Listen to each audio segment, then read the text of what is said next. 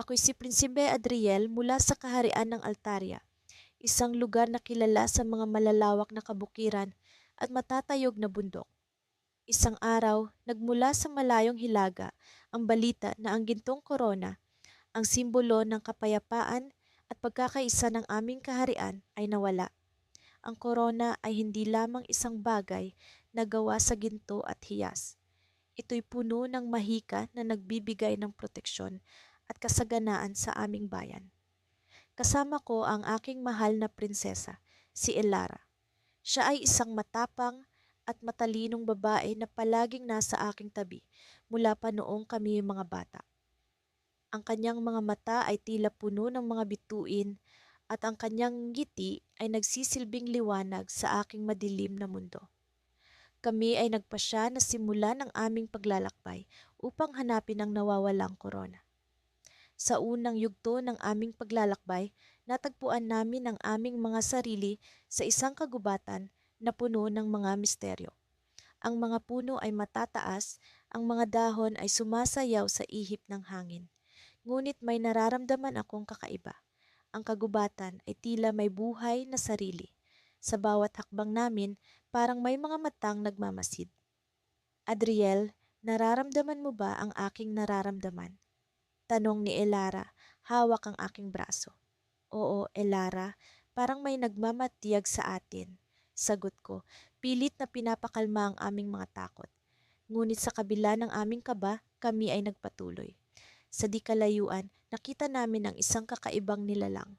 Isang lumang engkantada na may mahabang buhok na kulay pilak at mata na tila nakikita ang aming mga kaluluwa. Sino kayo na nangangahas pumasok sa aking kagubatan? Tanong nito, ang boses ay parang hangin na dumadaan sa mga sanga. Humihingi kami ng iyong tulong, sabi ko. Inaasahan na siya'y magiging kakampi. Hinahanap namin ang gintong korona ng altarya. Tumingin siya kay Elara na parang may nakikita siyang hindi namin alam. Ang iyong hinahanap ay hindi basta-basta makikita. Subalit mayroong isang daan, ngunit ito'y puno ng panganib at pagsubok. Babala ng engkantada.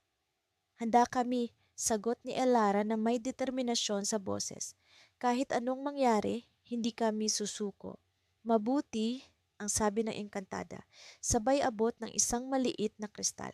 Ito ang magiging gabay ninyo. Ngunit mag-ingat sapagkat ang daan ay puno ng mga lihim at tukso. Habang hawak-hawak ko ang kristal, naramdaman ko ang kakaibang enerhiya na dumadaloy sa aking katawan. Ang liwanag nito ay nagbigay sa akin ng pag-asa. Subalit sa likod ng aking isipan, alam kong hindi magiging madali ang lahat. Bakit parang may itinatago ang engkantada?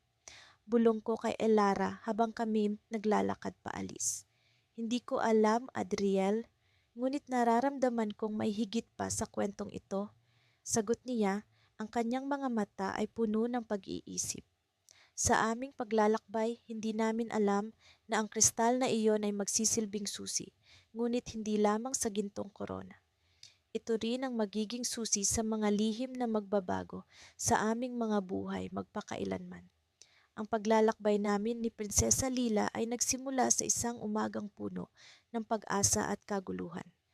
Ako si Prinsipe Arvin at ang aming pakikipagsapalaran ay hindi lamang para sa gintong korona, kundi para sa kaligtasan ng aming mga kaharian. Ang korona ay sinasabing may kapangyarihang magbigay ng walang hanggang kasaganaan at kapayapaan. Ngunit ang pagkawala nito ay nagdulot ng kaguluhan sa aming mga lupain. Ngayon, kami ay naglakbay sa hindi kilalang mga lupain upang hanapin ito. Sa aming paglalakbay, napansin ko ang kakaibang liwanag sa mga mata ni Lila. Matagal na kaming magkaibigan. Ngunit sa paglipas ng mga araw, ang aming ugnayan ay tila nagiging mas malalim. May mga pagkakataon na nahuhuli ko siyang nakatingin sa akin na tila may nais ipahiwatig ngunit hindi masabi. Ako man ay nakakaramdam ng kakaibang tibok ng puso tuwing nagtatama ang aming mga mata. Ang aming unang destinasyon ay ang kagubatang alabastro. isang lugar na puno ng mahiwagang mga nilalang at mapanlinlang na mga landas. Ayon sa mga alamat, dito nagtatago ang unang pahiwatig patungkol sa korona. Ang kagubatang ito ay kilala hindi lamang sa mga naglalakihang puno, kundi sa mga engkantong patuloy na nagbabantay sa kanilang teritoryo. Sa tuwing kami ay magpapahinga, nararamdaman ko ang malamig na hangin na tila may dalang babala. Isang gabi, habang kami ay nagkakampo sa ilalim ng mga bituin, narinig namin ang isang malungkot na awitin mula sa kalaliman ng kagubatan. Si Lila ay tumayo at naglakad patungo sa pinagmumula ng tunog. Arvin, kailangan nating sundan ito. Baka ito ang daan patungo sa korona, ang sabi niya sa akin. Ako ay nag-aalangan, ngunit ang kanyang determinasyon ang nagbigay sa akin ng lakas ng loob na sumunod. Sa aming paglakad sa madilim na kagubatan, isang engkanto ang biglang lumitaw sa aming harapan. Siya ay may mahabang pilik mata at nagliliwanag na balat. Naglalakbay kayo upang hanapin ang korona, sabi niya, na tila alam na ang aming pakay. Ngunit may mga bagay na kailangan ninyong malaman bago ito makuha. Anong ibig mong sabihin? Tanong ko, pilit na pinapakalma ang aking kaba. Ang korona ay may sumpa, isang sumpang maaaring sumira sa sinumang magtatangkang gamitin ito para sa sariling kapakanan. Ngunit may isang paraan upang malampasan ito. Ang tunay na pag-ibig, sabi ng engkanto, sabay turo sa isang maliit na paggawaan sa likod ng kanyang mga pakpak. Sa loob, may mga sinaunang sulat na nakaukit sa bato. Habang binabasa ko ang mga ukit, naramdaman ko ang init ng kamay ni Lila na nakahawak sa akin. Arvin, hindi ba't ang pag-ibig ay isang malakas na puwersa? Tanong niya, ang kanyang boses ay puno ng pag-asa. Oo, ngunit paano natin malalaman kung sapat ang ating pag-ibig? Tanong ko, ang aking puso ay puno ng pag-aalinlangan. Ang korona ay magpapakita lamang sa dalawang pusong tunay na nagmamahalan. Wika ng engkanto bago maglaho sa hangin, nag-iiwan sa amin ng mas maraming tanong kaysa sagot. Kami ay nagpatuloy sa aming paglalakbay, mas nag-iingat at mas nag-iisip. Sa bawat hakbang, nararamdaman ko ang lalim ng aming pagkakaibigan at ang posibilidad na ang aming nararamdaman ay hindi lamang pagkakaibigan kundi pag-ibig. Ngunit paano kung hindi sapat ito upang makuha ang korona? Ang sumpa ay patuloy na bumabagabag sa aking isipan. Isang araw, sa aming paglalakbay sa mapanganib na bangin, si Lila ay nadulas at muntik ng mahulog. Kaagad akong kumilos, hinawakan ang kanyang kamay at hinila siya pabalik sa ligtas na lugar. Sa mga sandaling iyon, ang aming mga mata ay nagtagpo, punong-puno ng damdamin na hindi namin maipaliwanag. Bakit mo ako iniligtas? Tanong niya, ang kanyang boses ay nanginginig. Dahil mahal kita, Lila, hindi ko kayang mawala ka. Ang sagot ko, hindi na kayang pigilan ang damdamin na matagal ko nang itinatago. Ngunit sa halip na sagot, isang malakas na ugong ang narinig namin mula sa kalaliman ng lupa. Ang paligid ay nagsimulang manginig at ang lupa ay tila bumuka. Kami ay nagmamadaling tumakbo palayo, ngunit isang puwersa ang naghatak sa amin patungo sa isang lihim na lagusan. Sa loob ng lagusan, kami ay napunta sa isang sinaunang silid, puno ng misteryosong mga simbolo at liwanag na nagmumula sa kalangitan. At doon sa gitna ay ang korona, nag-aalab at tila nag-aanyaya sa amin. Ngunit bago pa man kami makalapit, isang malalim na boses ang narinig namin. Tanging ang tunay na magmamahalan ang makakakuha ng korona. Subukan ninyo ang inyong kapalaran. Ang aming mga puso ay puno ng pag-aalinlangan at takot, ngunit ang aming nararamdaman ay nagbibigay sa amin ng lakas. Kami ay naglakad patungo sa korona, ngunit bago namin ito maabot, ang lupa ay muling nanginig at ang silid ay nagsimulang gumuho, nag-iwan sa amin ng tanong kung sapat nga ba ang aming pag-ibig upang malampasan ang sumpa. Sa kabila ng mga pagsubok na dinanas namin sa nakaraang mga araw, nanatiling matibay ang aming layunin ni Prinsesa Elara. Ang paglalakbay na ito ay hindi lamang tungkol sa paghahanap ng gintong korona, kundi isang pagsubok ng aming katatagan at pagtitiwala sa isa't isa. Habang patuloy kaming naglalakad sa makakapal na kagubatan, ramdam ko ang bigat ng responsibilidad sa aking balikat. Bilang prinsipe ng aming kaharian, hindi ko maaatim na bumalik nang wala ang korona. Gayon din si Elara na ang tapang at talino ang nagbigay inspirasyon sa akin sa bawat hakbang. Isang umaga, habang ang sinag ng araw ay nagsisimula pa lamang sumilip sa pagitan ng mga sanga ng puno, narinig ko ang isang kakaibang tunog mula sa di kalayuan. Elara, bulong ko, may naririnig ka ba? Tumango siya at nagpalitan kami ng tingin na may halong pag-aalala. Ang tunog ay tila isang malambing na awit na hinihipa ng hangin. Hindi namin ito pamilyar, ngunit may kung anong puwersa na humihila sa amin patungo rito. Sa aming paglalapit, natuklasan namin ang isang maliit na clearing. Sa gitna nito, may isang matandang lalaking nakaupo sa tabi ng isang maliit na lawa. Ang kanyang buhok ay puting-puti na tila niyebe.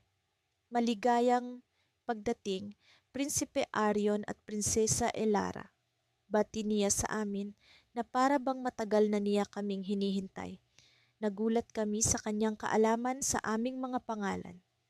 Sino ka? Tanong ni Elara, ang kanyang kamay ay mahigpit na nakahawak sa kanyang espada. Ako si Eldrin, ang tagapag-ingat ng lihim ng kagubatan. Sagot niya, ang kanyang boses ay puno ng karunungan. Alam ko ang inyong pakay at nais kong makatulong. Dahil sa kakaibang enerhiya na bumabalot sa kanya, nagdesisyon kaming makinig.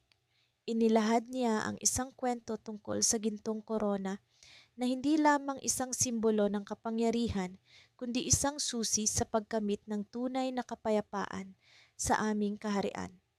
Ayon sa kanya, ang korona ay itinago sa pinakamalalim na bahagi ng kagubatan. Bantay ng isang nilalang na hindi pa namin nakita, isang dragon na may apoy na kayang sunugin ang lahat ng lumalapit. Ngunit, patuloy ni Eldrin, may isang lihim na daan patungo sa korona, isang landas na hindi nakikita ng mata kundi ng puso.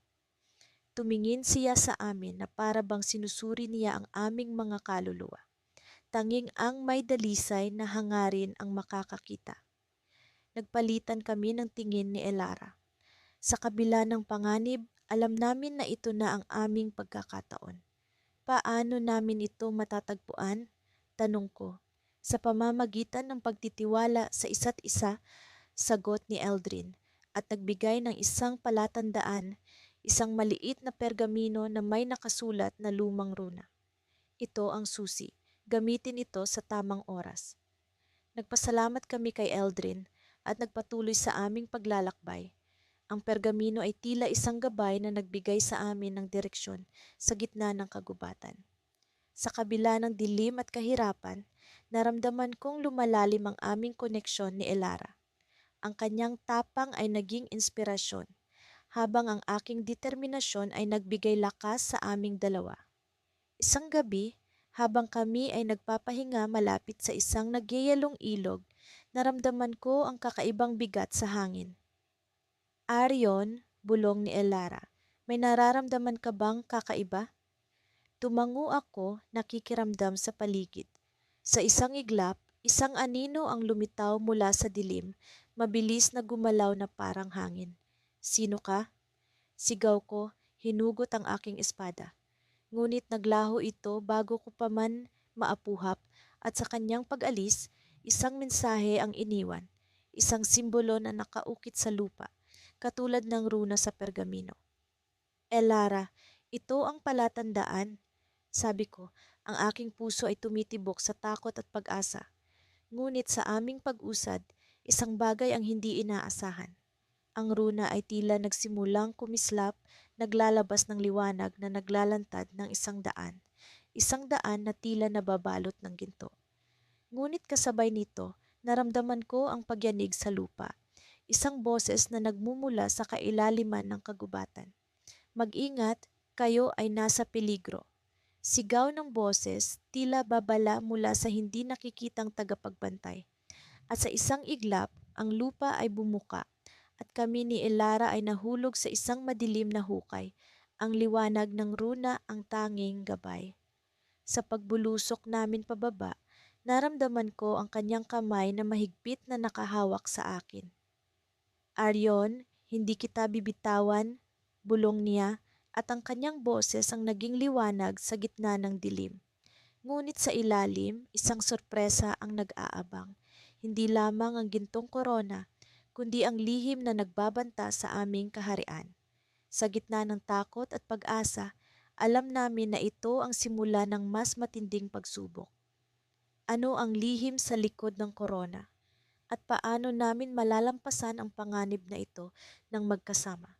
Alam ko, ito ang simula ng mas matinding laban, ang pagsubok ng aming katapangan at pagmamahalan. Sa paglalakbay namin ni Prinsesa Elara sa gubat ng mga anino, ramdam ko ang bigat ng bawat hakbang namin sa makapal na hamog na bumabalot sa paligid. Ang liwanag mula sa aming mga sulo ay tila hindi makapenetrate sa madilim na kagubatan at ang mga puno ay nagmistulang higante na tumitingin sa amin mula sa itaas. Wala kaming ibang naririnig kundi ang tunog ng aming mga paa sa lupa at ang paminsang pagaspas ng mga pakpak ng ibong hindi namin matukoy. Alam mo, Elric, minsan naiisip ko kung tama ba itong ginagawa natin, sabi ni Elara habang pinagmamasdan ang mga anino sa paligid. Kung talagang narito ang gintong korona, bakit walang sino man ang nakahanap nito noon pa? Napabuntong hininga ako. Marahil, wala pang nakakalampas sa mga pagsubok ng kagubatan, hindi tulad natin. Ngumiti siya sa sagot ko, ngunit sa likod ng nangiti na iyon ay kita ko ang alalahanin. Hindi ko siya masisisi. Ang gubat ng mga anino ay kilala sa mga kwento bilang tahanan ng mga nilalang na hindi nakikita ng mata. Mga nilalang na kayang magpakita ng iyong pinakamalalim na takot. Habang nagpatuloy kami, napansin kong unti-unting nagbabago ang kapaligiran. Ang mga puno ay tila nag-iba ng anyo at ang mga anino ay nagsimulang gumalaw sa kanilang sariling kagustuhan. Naging mas mahirap para sa akin na kalmahin ang sarili ko, ngunit kailangan kong ipakita kay Elara na matatag ako. Kailangan kong maging haligi sa panahong ito ng takot. Elara, nararamdaman mo ba iyon? Tanong ko habang pinagmamasdan ang paligid. Tumango siya at sa kanyang mga mata ay kita ko ang pag-aalala. Parang may sumusunod sa atin. Bigla narinig namin ang isang malakas na kaluskos sa aming likuran. Agad kaming nagbaling ng tingin sa direksyon ng tunog, ngunit wala kaming nakita kundi ang madilim na kagubatan. Ang puso ko'y bumilis ang pagtibok at naramdaman kong ganoon din ang kay Elara. Magpatuloy tayo, sabi ko, pilit na pinapakalma ang sarili. Walang mangyayari kung titigil tayo rito. Nagpatuloy kami sa paglakad, ngunit ang mga anino ay tila lumalapit sa amin sa bawat hakbang. Ang mga tunog ng kagubatan ay nagiging mas malakas, mas nagiging mapanganib. Hanggang sa biglang may lumitaw na figura sa harapan namin. Isang matandang babae, may suot na sira-sirang damit at may hawak na baston. Ang kanyang mga mata ay tila lumalagablab sa liwanag na galing sa aming mga sulok. Mga batang prinsipe at prinsesa, sabi ng matanda, ang kanyang boses ay tila galing sa ilalim ng lupa. Bakit kayo narito sa aking tahanan? Nagkatinginan kami ni Elara, hindi alam kung paano sasagutin ang kakaibang tanong. Ngunit bago pa man kami makapagsalita, nagpatuloy siya. Ang gintong korona ay hindi isang bagay na madaling makuha, sabi ng matanda. Maraming naging sakim dahil dito. Pero kung tunay na dalisay ang inyong hangarin, baka sakaling makuha ninyo ito. Anong kailangan naming gawin? Tanong ni Elara. Ang boses niya ay puno ng determinasyon. Ngumiti ang matanda, ngunit ang nangiti niya ay puno ng misteryo. Maraming pagsubok ang naghihintay sa inyo, ngunit sa lahat ng ito, may isang tanong ang kailangan ninyong sagutin. Ano ang tunay ninyong hinahanap? Napatigil kami ni Elara. Ano nga ba ang hinahanap namin? Ang gitong korona? Oo. Ngunit para saan? Para sa kapangyarihan? Para sa kayamanan? O may mas malalim pa kaming dahilan na hindi namin gaanong naiintindihan? Bago pa man kami makapag-isip ng sagot, biglang naglaho ang matanda, kasabay ng pagbalik ng katahimikan sa kagubatan. Ngunit sa kanyang pagkawala, may iniwang bakas, isang landas na tila nagsusumamo sa amin na sundan ito. Nagkatinginan kami ni Elara at sa kanyang mga mata ay nakita ko ang parehong tanong na bumabagabag sa akin. Ngunit sa kabila nito, alam namin na kailangan naming magpatuloy. Habang tinatahak namin ang bagong landas, naramdaman kong may pagbabago sa hangin. Ang mga anino ay tila nagiging mas maliwanag at ang mga tunog ng kagubatan ay nagiging mas banayad. Ngunit sa kabila ng ginhawang ito, ramdam ko pa rin ang presensya ng mga misteryo ng gubat. Hanggang sa biglang may tumama sa akin na di inaasahang pakiramdam. Isang alaala, isang larawan sa aking isipan na hindi ko maipaliwanag. Isang larawan ng isang korona, ngunit hindi ito ang gintong korona.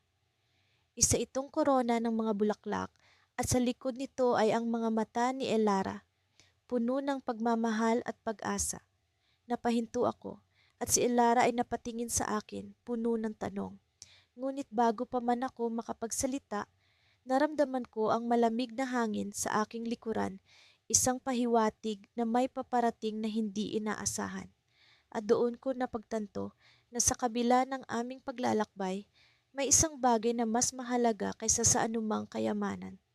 Ngunit ang tanong, paano namin haharapin ang susunod na pagsubok na darating? Kagandahan at kababalaghan ng sumalubong sa amin nang pumasok kami ni Prinsesa Althea sa mahiwagang kagubatan.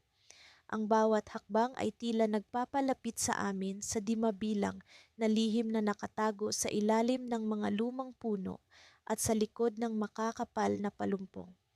Sa kabila ng aming pagod mula sa ilang araw ng walang humpay na paglalakbay, ang kagandahan ng paligid ay nagbigay sa amin ng bagong sigla. Prinsipe Elian, nararamdaman mo ba ito?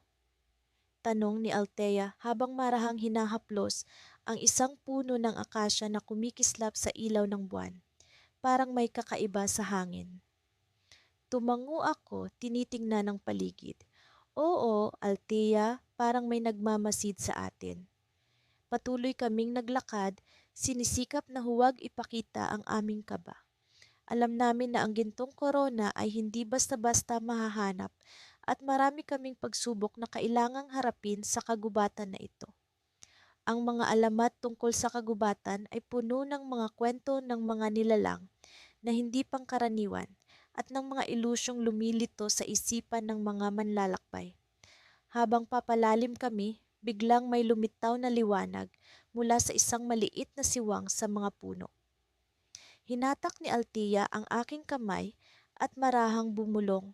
Doon, tila may kung anong nag-aanyaya sa atin. Nag-ingat kami habang lumapit sa liwanag na iyon, ngunit ang aming mga puso ay puno ng pag-asa. Sa aming pagdating, bumungad sa amin ang isang maliit na lawang na papaligiran ng mga bulaklak na kumikislap. Sa gitna ng lawa ay may isang piraso ng kristal na sumasalamin sa liwanag ng buwan. Napakaganda, bulong ko habang si Althea ay lumuhod sa tabi ng lawa. Ang kanyang mga mata ay hindi maalis sa kristal na tila isang mata ng diamante. Ngunit sa ganda ng tanawin, biglang mayroong malamig na hangin na humampas sa amin. Ang paligid ay nagdilim at mula sa anino ay lumitaw ang isang nilalang na hindi namin inaasahan. Isang babae, may mahabang buhok na tila gawa sa mga bituin ang nagpakita. Siya ay parang diwata ng kagubatan, ngunit ang kanyang mga mata ay puno ng misteryo. Ano ang inyong hinahanap, mga batang nandito sa aking tahanan? Tanong ng babae. Ang boses niya ay parang hangin na humahampas sa mga dahon. Nagkatinginan kami ni Althea bago ako nagsalita. Hinahanap namin ang gintong korona. Ito ang tanging pag-asa para sa aming kaharian. Ngumiti ang babae, ngunit ang kanyang nangiti ay tila puno ng lihim. Ang korona na inyong hinahanap ay hindi basta-basta makikita. Kailangan ninyong patunayan na kayo'y karapat-dapat. Nagsalita si Althea, puno ng tapang. Gagawin namin ang lahat. Sabihin mo sa amin ang kailangan naming gawin. Naglakad ang babae papunta sa kristal at dahan-dahang itinuro ito. Ang kristal na ito ay susi sa inyong paghahanap. Ngunit tandaan, hindi lahat ng nakikita ay totoo. Bago pa man kami makapagsalita, biglang naglaho ang babae na parang usok na tinangay ng hangin. Ang paligid ay bumalik sa dati nitong anyo, maliban sa kristal na nasa gitna ng lawa. Lumapit kami ni Althea sa gilid ng lawa, ang aming mga puso ay puno ng pag-aalinlangan at pag-asa. Ano sa tingin mo ang ibig niyang sabihin, Elian? Tanong ni Althea, ang kanyang tinig ay puno ng pag-aalala. Siguro ay kailangan nating alamin kung ano ang totoo at kung ano ang ilusyon. Sagot ko habang hinahawakan ng kanyang kamay para ipakita ang aking suporta. Nang hawakan ni Althea ang kristal, bigla itong nagningning ng napakaliwanag at kami ay nabalot ng isang kakaibang liwanag. Ang lahat ng nasa paligid namin ay nagbago.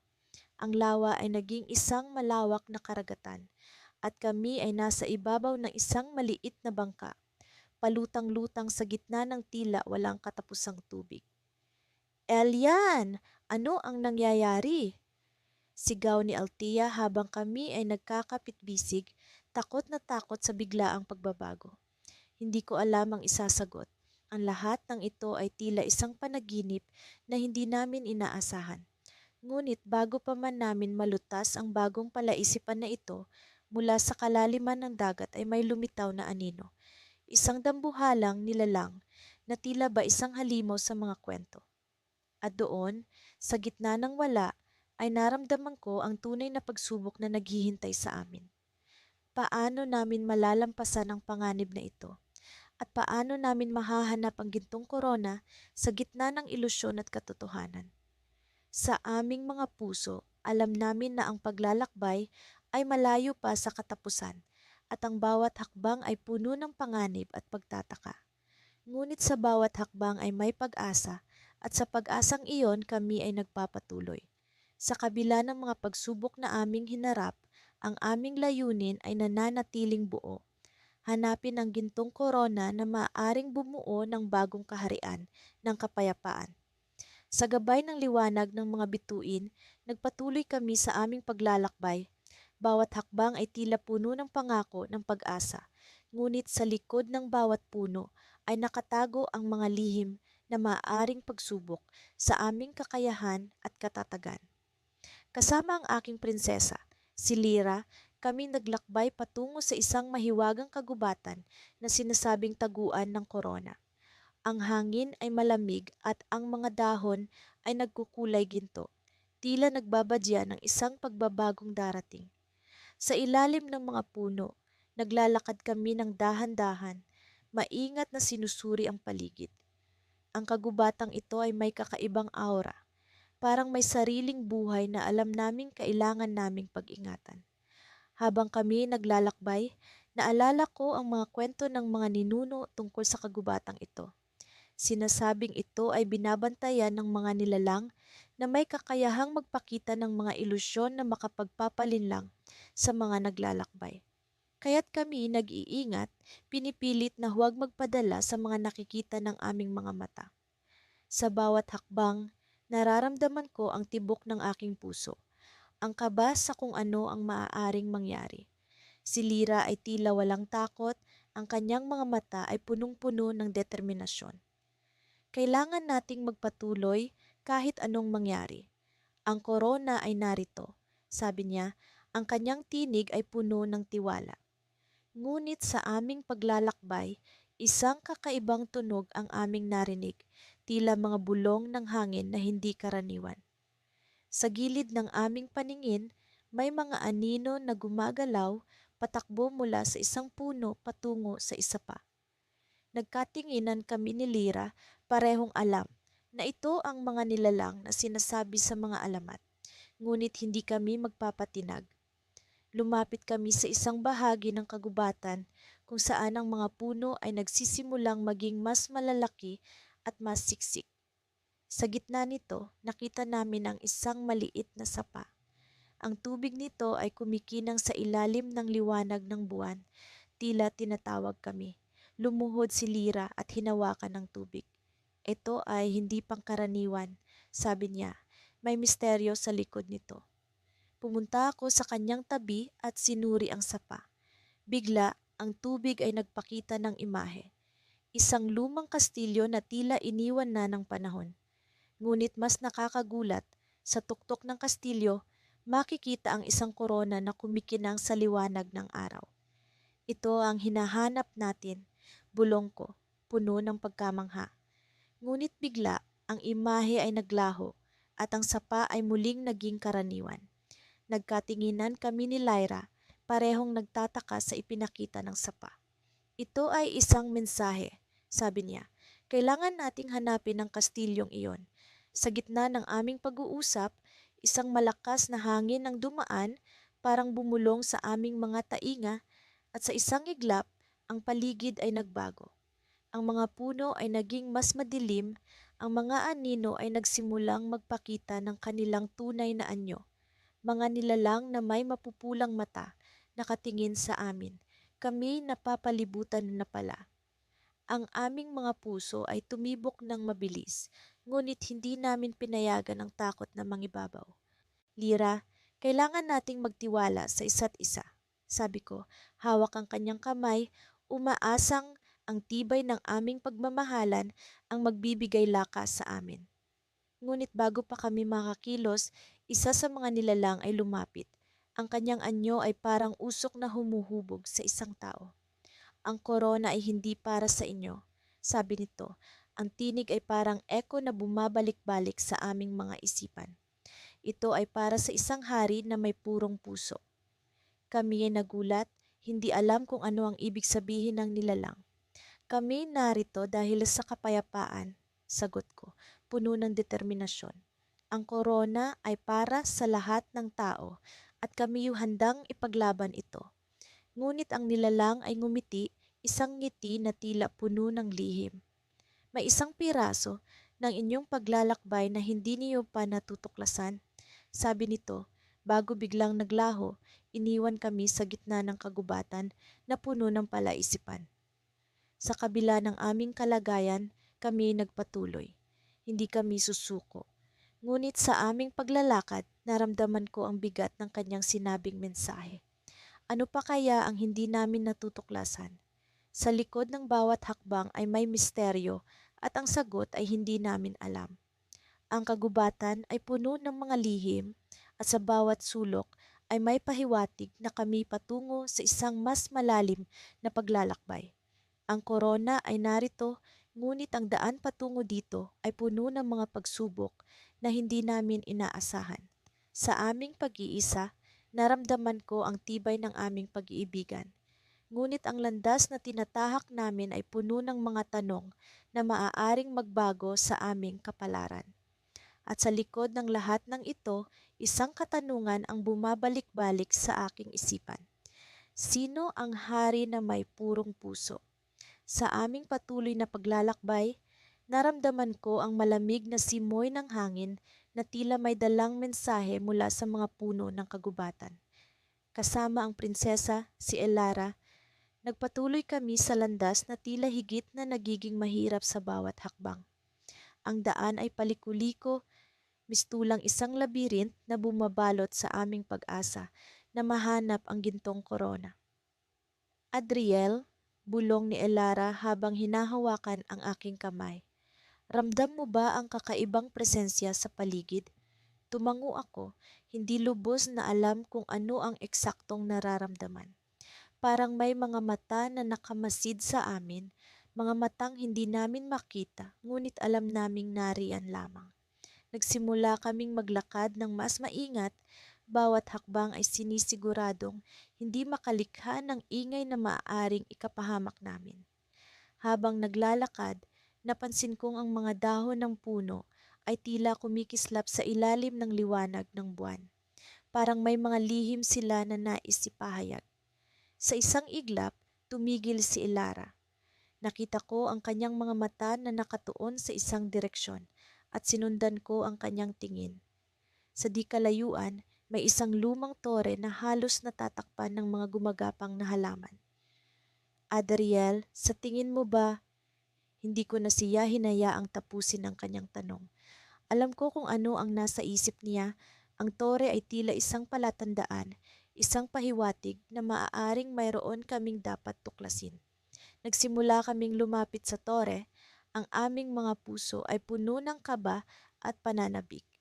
Habang papalapit kami, naramdaman ko ang bigat ng hangin na tila mas bumibigat. Ang pag-asa at takot ay nag-uumpugang damdamin sa aking dibdib. Nang makarating kami sa harap ng tore, nakita namin ang isang malaking pintuan na yari sa kahoy. Bagamat luma na, ang mga ukit sa pintuan ay mistulang sariwa pa at may mga simbolo na hindi pamilyar sa akin. Elara, tila may kakaibang enerhiya ang tore na ito, sabi ko. Pansin ko ang pagkutitap ng mga mata niya na puno ng determinasyon. Tinulak namin ang pintuan at sa aming pagkagulat, ito'y bumukas ng may kasamang pagkalansing ng mga bakal na tila matagal nang hindi nagagalaw. Sa loob ng tore, ang sahig ay puno ng alikabok at mga bakas ng isang sinaunang panahon. Ang mga pader ay may mga nakaukit na kwento. Mga kwento ng pakikipagsapalaran at ng mga taong tila nasa parehong misyon na kagaya namin. Habang naglalakad kami sa loob, napansin ko ang isang altar sa gitna ng silid. Sa ibabaw nito ay may isang lumang aklat. Ang mga pahina ay tila manipis na tila babasagin, ngunit ang mga nakasulat dito ay kumikislap sa kakaibang liwanag. Adriel, basahin mo ito, sabi ni Elara. Kanyang boses ay puno ng pag-asang may matutuklasang sagot sa aming mga tanong. Dahan-dahan kong binuklat ang aklat. Ang mga salita ay pawang mga sinaunang wika, ngunit sa di maipaliwanag na dahilan, nagawa kong maintindihan ang mga ito.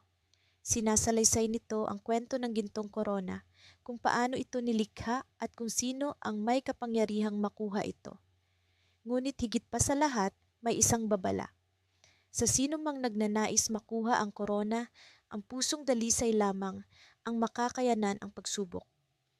Napatingin ako kay Elara na tila nararamdaman niya rin ang bigat ng mga salitang ito. Alam naming hindi lamang pisikal na lakas ang kakailanganin namin sa aming paglalakbay, kundi pati na rin ang purong hangarin at malinis na intensyon. Ngunit bago ko pa man maisara ang aklat, isa pang bahagi ang nagpakita sa akin. Isang huling pahina na tila biglang nagpakita at sa gitna nito ay may larawan ng isang kabalyero na hawak ang korona. Sa kanyang likuran ay isang anino, isang pamilyar na hugis na tila bumabalot sa kanyang pagkatao.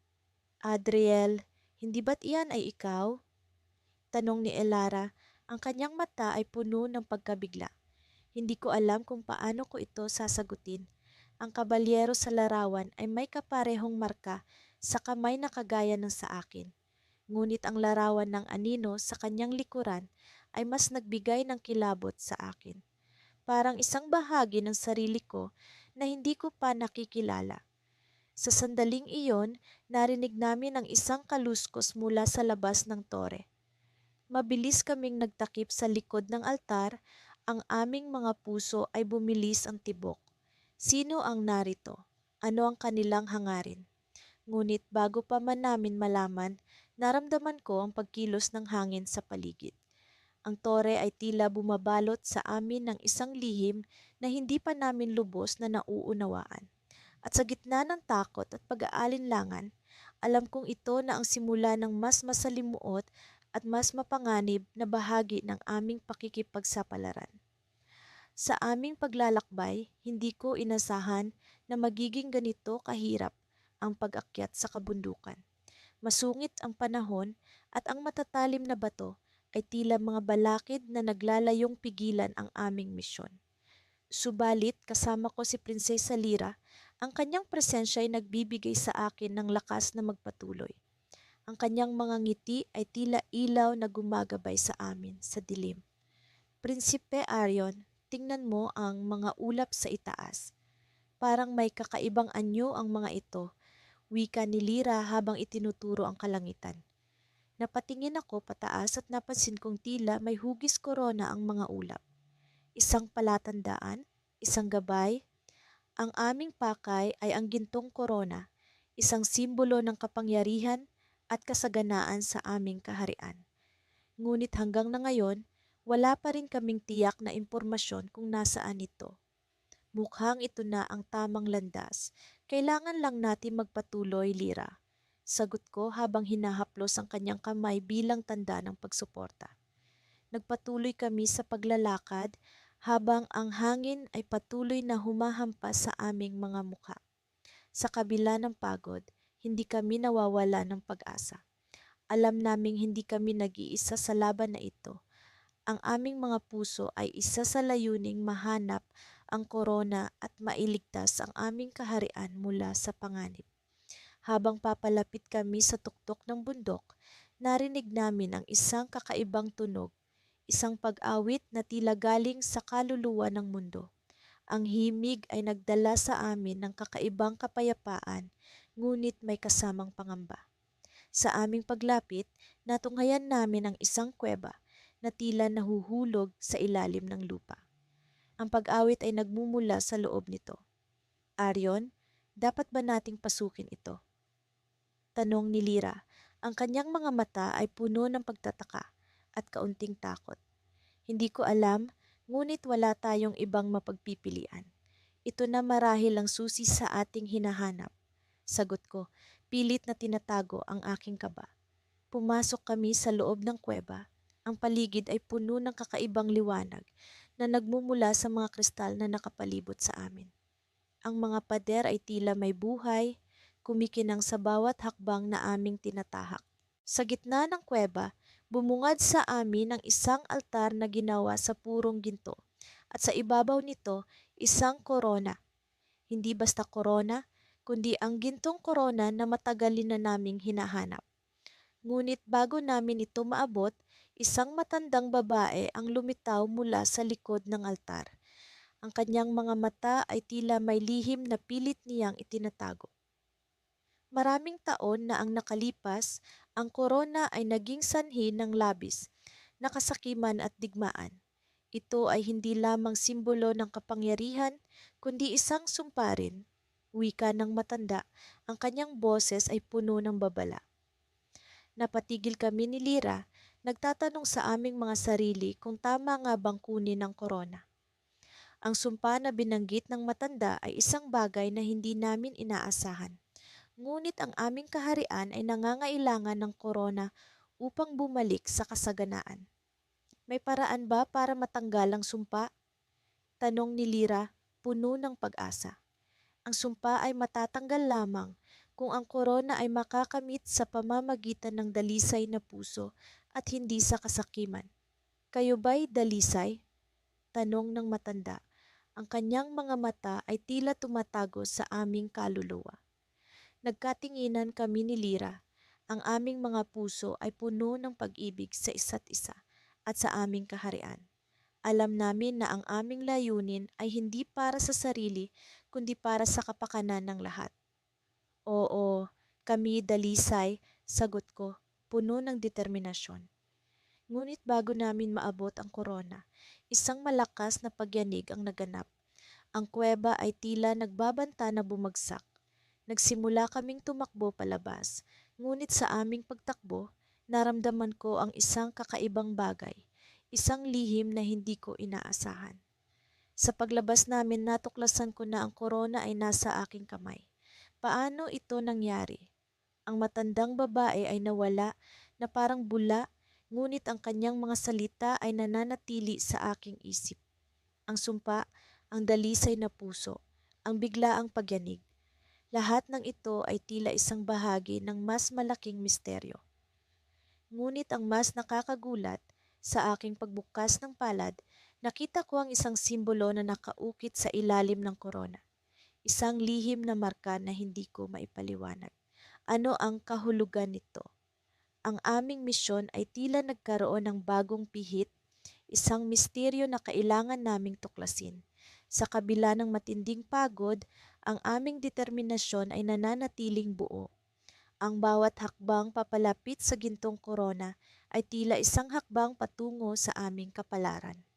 Sa loob ng maraming araw, kami ni Prinsesa Lyra ay naglakbay sa hindi kilalang lupain. Tinatahak ang mga daan na puno ng panganib at misteryo.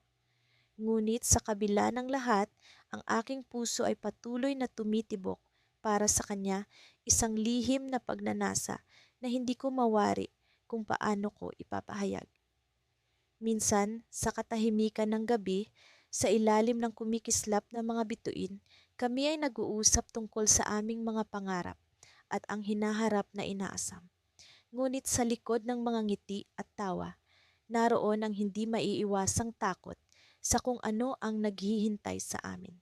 Ang gintong korona, ayon sa mga alamat, ay may kapangyarihang magbigay ng walang kapantay na yaman at kapangyarihan, ngunit may kabuntot na sumpa para sa mga hindi karapat-dapat.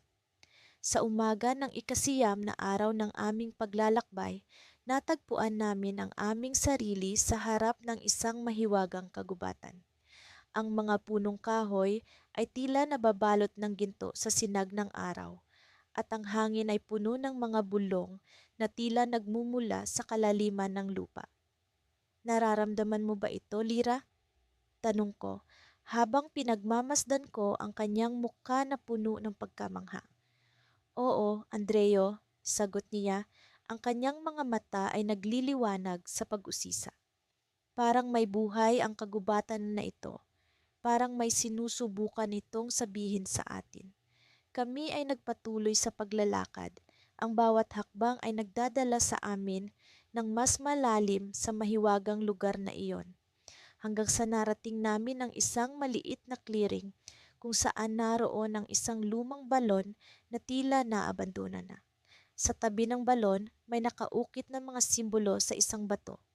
Ang mga ito ay hindi pamilyar, ngunit may kakaibang kapangyarihan na tila humihigop sa aking kaisipan. Lyra, tingnan mo ito, sabi ko, tinuturo ang mga ukit. Sa tingin ko, ito ang susi sa paghahanap sa korona. Lumapit siya at kami ay magkasamang nag-aral sa kakaibang mga simbolo. Ang mga ito ay tila nagpapakita ng mga direksyon, isang mapa patungo sa korona.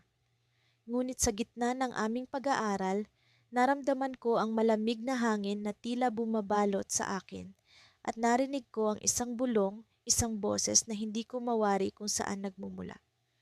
Andreo, Lyra. Ang boses ay tila lumulutang sa hangin, puno ng awa at babala. Ang landas patungo sa korona ay puno ng panganib. Isang maling hakbang at kayo'y mawawala sa dilim. Kami ay nagkatinginan ni Lyra, ang takot ay kitang-kita sa kanyang mga mata. Ngunit bago pa man kami makapagdesisyon kung ano ang gagawin, ang lupa ay biglang yumanig at ang balon ay nagbukas at mula sa loob nito ay lumabas ang isang liwanag na nakasisilaw. Ang aming mga katawan ay tila hinigop ng lakas nito at kami ay nagising na lamang sa isang lugar na hindi namin kilala. Ang paligid ay puno ng kadiliman at sa aming harapan ay naroon ang isang anino, isang figura na hindi namin maaninag. Ang kanyang boses ay malamig at walang emosyon. Malugod kong kayong tinatanggap, sabi nito, sa mundo kung saan ang inyong mga pangarap ay haharap sa katotohanan. Lyra, anong nangyayari? Tanong ko, ang aking puso ay nag-aalab sa kaba. Hindi siya nakasagot. Ang anino ay lumapit at ang kanyang mga mata ay nag-aapoy sa determinasyon. Kayo ay naghahanap ng gintong korona, ngunit kailangan ninyong patunayan ang inyong sarili. Sa bawat pagnanasa ay may kapalit, sa bawat pangarap ay may panganib. Kami ay nagkatinginan ni Lyra at sa kanyang mga mata ay naroon ang takot at pag-asa. Sa hindi inaasahang pagkakataon, naramdaman ko ang kanyang kamay sa aking kamay, isang senyal ng kanyang tiwala at lakas. Ngunit bago pa man namin maipahayag ang aming pagnanasa na magpatuloy, ang anino ay nagsalita muli. Isa sa inyo ay may lihim na hindi pa naihahayag, isang lihim na magpapabago sa lahat. Ang mga salita ay tila mga sibat na tumama sa aking puso. Ano ang ibig niyang sabihin? Sa likod ng lahat ng ito, mayroong isang katotohanan na naghihintay na lumitaw, isang katotohanan na magdadala sa amin sa bingit ng kasawian o tagumpay. At sa sandaling iyon, alam ko na ang aming paglalakbay ay hindi lamang tungkol sa paghahanap ng korona, kundi sa paghahanap ng aming mga sarili. Sa gitna ng kadiliman, kami ay nagpatuloy, ang aming mga puso ay puno ng kaba at pag-asa, handang harapin ang anumang hamon na darating. Ngunit sa likod ng bawat hakbang, ang anino ng lihim ay patuloy na sumusunod, naghihintay sa tamang pagkakataon. Ang paglalakbay namin ni Prinsesa Elara ay napuno ng iba't ibang pagsubok at pakikipagsapalaran, ngunit sa kabila ng lahat, ang aming pagkakaibigan ay lalong tumibay. Sa kabila ng mga panganib na aming hinarap, ang pagnanasa na mahanap ang gintong korona ay hindi kailanman nawala sa aming mga puso. Ngayon, sa ikasampung bahagi ng aming kwento, kami ay nasa pintuan ng isang mahiwagang tarangkahan na sinasabi ng alamat na nagtatago sa korona.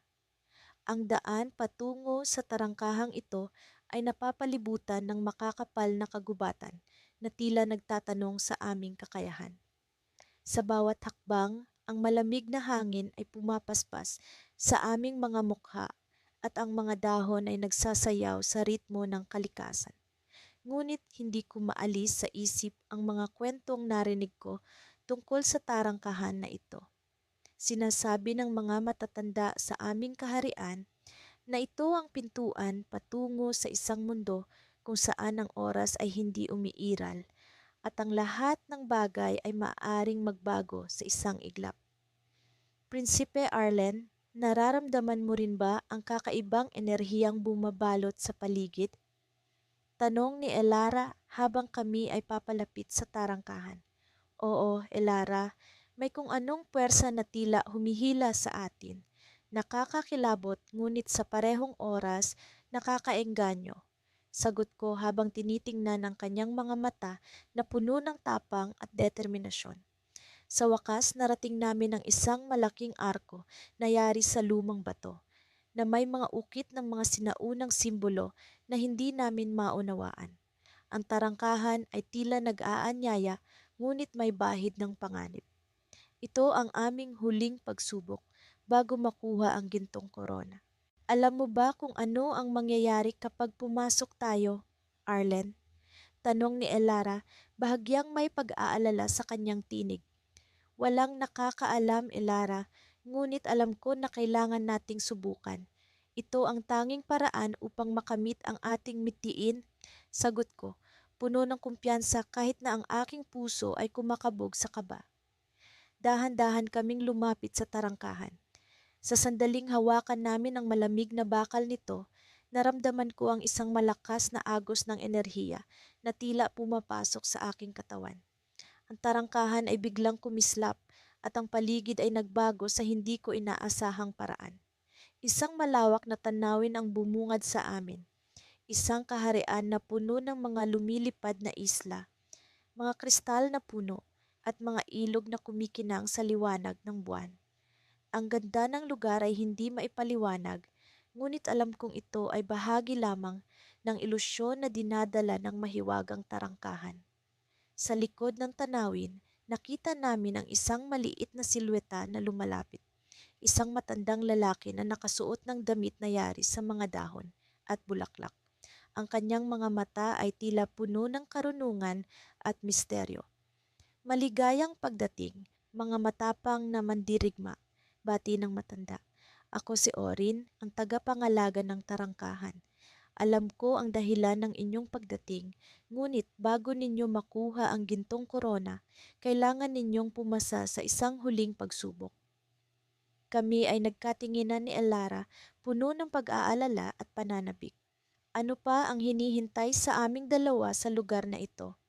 Ang pagsubok na ito ay hindi tungkol sa lakas o katalinuhan, sabi ni Orin. Ito ay tungkol sa inyong puso. Kailangan ninyong ipakita na ang pagmamahal at tiwala sa isa't isa ay higit sa lahat. Lumuhod si Orin at kumuha ng 2 piraso ng kristal mula sa lupa. Ibinigay niya sa amin ang mga ito. Ang kristal na ito ay ang susi sa inyong tagumpay. Ngunit tandaan, ito rin ang maaaring maging sanhi ng inyong pagkatalo. Hindi ko alam kung ano ang ibig sabihin ni Orin, ngunit ang aking puso ay puno ng determinasyon.